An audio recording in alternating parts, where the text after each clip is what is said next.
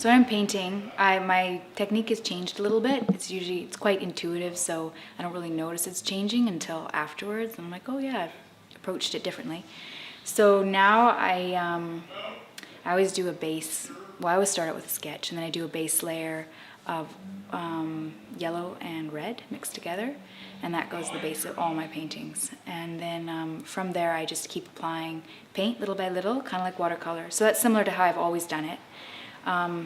But how it's growing is and how I'm changing it is I'm applying the paint even thinner, like thinner layers, and then I take away paint so that it has this sort of almost like translucent light coming from within the painting that comes out. So, and I just learned by doing it. So it's just sort of experimenting each painting and seeing what works.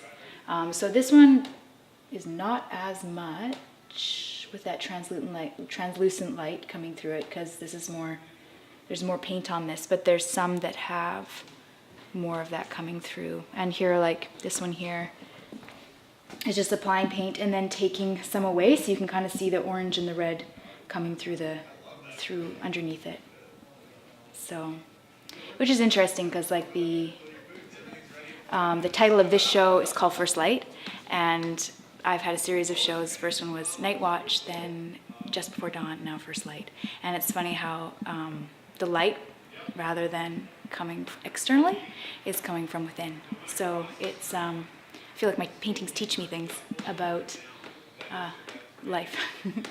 From all the paintings in the show, do you have any stories or that are behind the painting, or go with the painting, or the painting was created because of the story, or that you can talk about? Yeah, I'd say most of my paintings have, like, some of them don't have stories behind them, but some of them do. I've got one here. Sometimes the stories evolve as I'm painting them. But this one here is, it's called The Road to Emmaus, and it's based from a biblical story about after Jesus has died and has been resurrected, but his disciples don't know that, and they're walking to Emmaus with him, and they don't recognize him.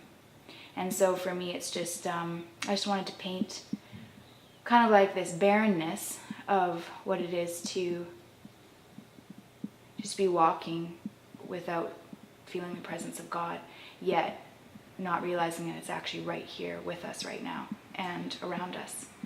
And so I just wanted to paint the two disciples and Jesus walking. And then, yeah, I guess part of it was just sort of intuitive as well, just sort of seeing how it developed as I went along. This painting is called The Invitation, and it's basically just the story of what it is to make choices in our life. And it might seem like the wilderness and there's a lot of unknowns, and yet there's beauty in it, and there's a mystery in the unknown. And so it's a decision to make those choices. This painting here is called First Light, and it's the title of the show. And as you can see, it's a picture of a lighthouse.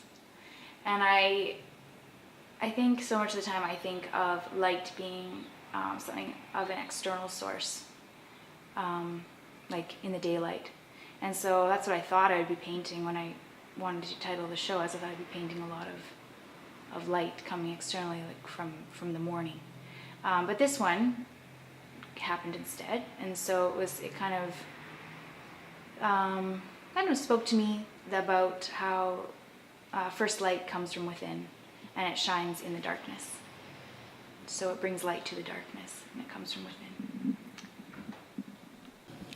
So one artist I really love is David Blackwood, and he does a lot of stark images of a lot of whales and whatnot coming from beneath the surface. And they have a very dreamlike quality to me and kind of reveal the unconscious.